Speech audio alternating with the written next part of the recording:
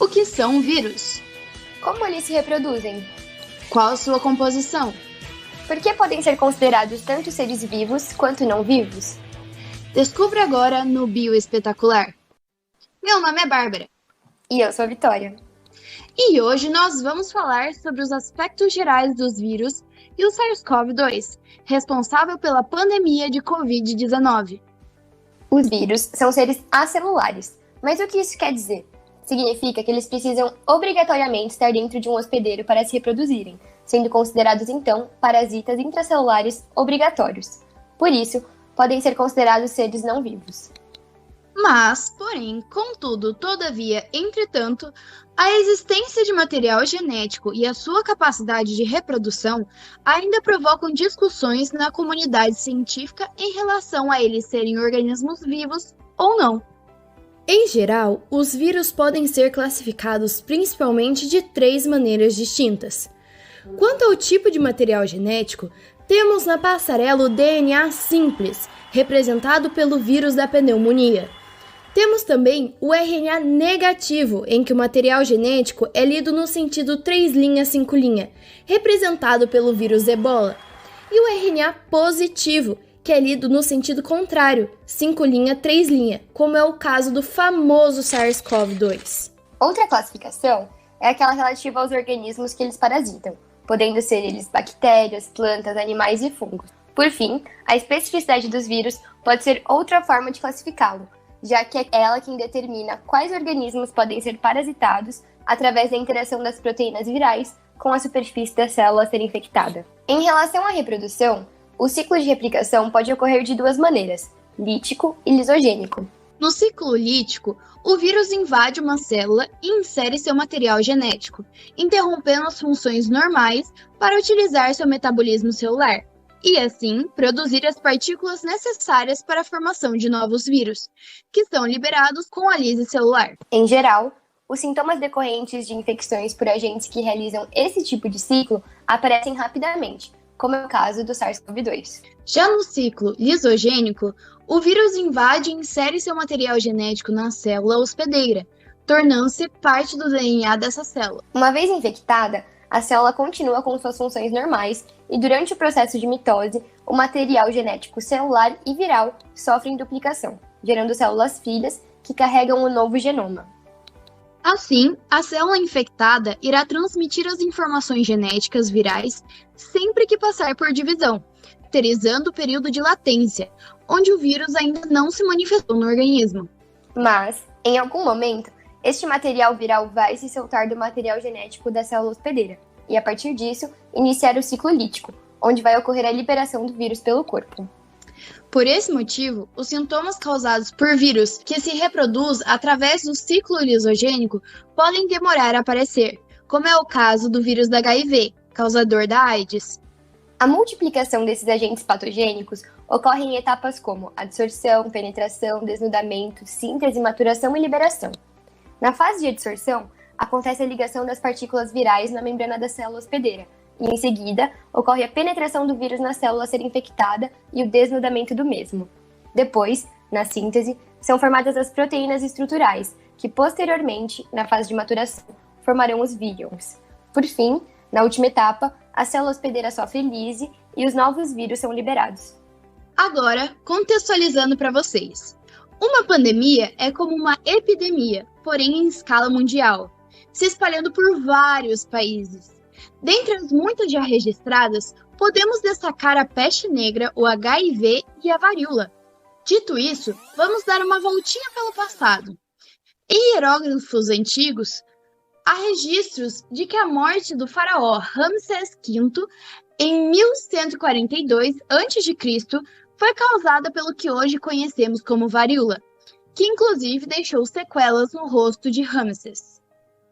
Agora, avançando um pouco na linha do tempo, após muitos surtos no século XX, foi descoberto que o principal reservatório natural da varíola era o camelo criado nas regiões africanas e no oeste do continente asiático. Nessas 2 regiões, a domesticação do camelo foi a responsável por propagar o vírus, que com o tempo passou por mutações e adaptações, assim originando a varíola humana, que causou uma terrível pandemia. Mas não se preocupe, Essa doença foi erradicada por volta dos anos 70, depois de uma intensa campanha de vacinação mundial. Inclusive, é importante relacionarmos o surgimento e a propagação de doenças com o consumo e comércio de animais, muitas vezes até ilegal.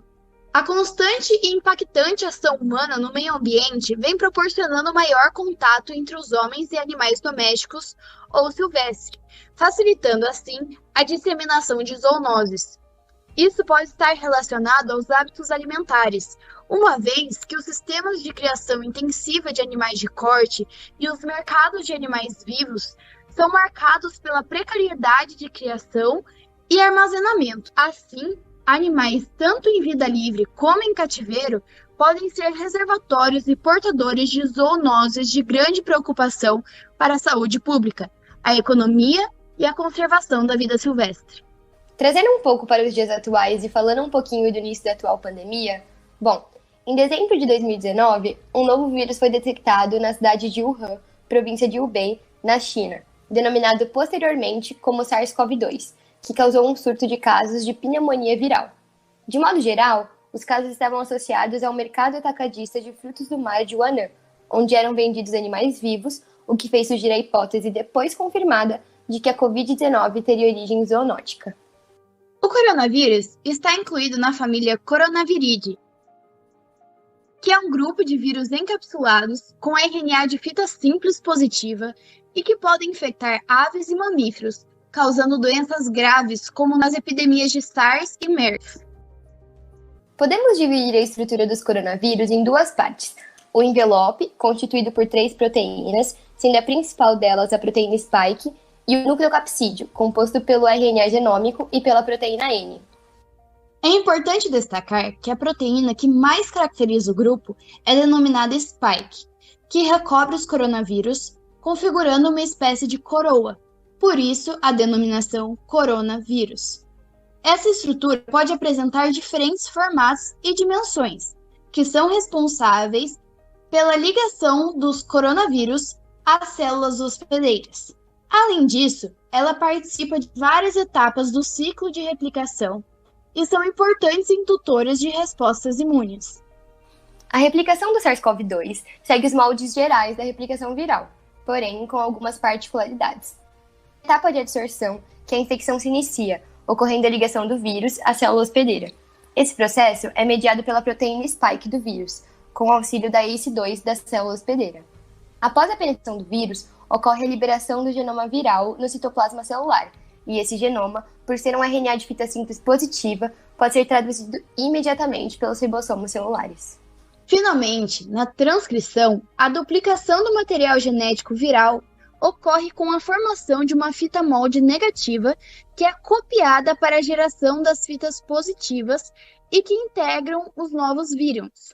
Após a etapa de síntese, ocorre a formação do nucleocapsídeo, com o auxílio da proteína N, através da montagem e empacotamento do material genético viral. Posteriormente, ocorre a adesão do envelope viral contendo as proteínas estruturais da superfície da membrana. Os vírus, então, se acumulam na forma de vesículas, passam pela maturação e, após serem transportados para a superfície celular, são liberados por exocitose, o que não causa dano à célula, já que o envelope viral se funde com a membrana celular por meio daquelas proteínas estruturais. Com relação à transmissão, o coronavírus em nós humanos se dispersa através das gotículas de saliva liberadas ao tossir, espirrar ou falar e que podem se aderir às mãos e contaminar superfícies tocadas por elas. Essas gotículas conseguem permanecer no ar por horas e, quando ingeridas ou inaladas, podem atacar as células de revestimento das cavidades nasais. Apesar de a grande maioria dos casos serem assintomáticos, a partir do momento que o vírus se manifesta nos pulmões, ele pode se alastrar e atacar outras regiões do corpo, como estômago e intestino, além de causar febre, tosse, fadiga, coriza, dor de cabeça e diarreia. Já em casos de agravamento decorrentes da infecção, o SARS-CoV-2 pode atacar as células dos rins, fígados e do coração, podendo levar a síndrome respiratória aguda grave, problemas cardíacos e renais e até mesmo um choque séptico. Bom, nem todos sabem, mas um mesmo organismo pode apresentar variantes, resultando, por exemplo, na alteração de taxas de transmissão e mortalidade. As chamadas mutações genéticas são processos evolutivos aleatórios, mas que também podem ser desencadeados, decorrentes da mudança de letrinhas no genoma de um indivíduo, e podem ou não serem passados para as gerações seguintes. No caso do SARS-CoV-2, esse evento ocorreu algumas vezes pelo fato da grande disseminação do vírus. Relembrando, os vírus são parasitas intracelulares obrigatórios. Isso significa que eles precisam estar no interior da célula se replicando para ocasionar novas mutações. O genoma de referência para o SARS-CoV-2 foi sequenciado na China e apresentado em janeiro de 2020. Até o momento, as variantes seguintes não representavam uma ameaça, mas em setembro do mesmo ano foi detectada uma nova cepa de coronavírus apresentada no Reino Unido, que possui taxa de transmissão 70% mais alta do que as anteriores. O SARS-CoV-2 dessa nova cepa possui diferenças na proteína spike, que facilita a entrada do vírus na célula hospedeira.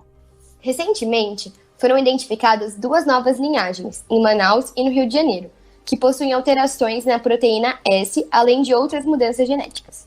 A nova cepa de Manaus indica maiores taxas de transmissão e reinfecção, e a linhagem do Rio de Janeiro está relacionada à maior facilidade de entrada do vírus na célula, já que o vírus não é neutralizado pelos anticorpos. E esse foi o Bioespetacular de hoje. Obrigado por assistir nosso vídeo sobre aspectos gerais dos vírus e SARS-CoV-2. Não se esqueça de lavar as mãos, usar álcool em gel, usar máscara e não promover aglomerações.